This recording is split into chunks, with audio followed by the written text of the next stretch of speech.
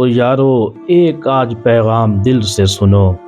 ماں باپ کو دفنانے کے بعد یہ بات یاد رکھنا، حضور پاک علیہ السلام نے فرمایا جب آپ کے والدین کی موت ہو جائے تو ان کی قبر کے قریب بیٹھ کر اللہ کا ذکر اتنی دیر تک کرو کہ جتنی دیر تک ایک اونٹ ذبح کر کے تقسیم کیا جاتا ہے۔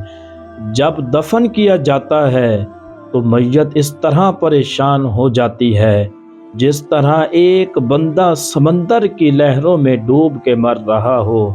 جب ذکر ہو رہا ہو تو میت پریشان نہیں ہوتی، بلکہ وہ میت اتنی خوش ہوتی ہے کہ میری اولاد نے میرا حق ادا کر دیا۔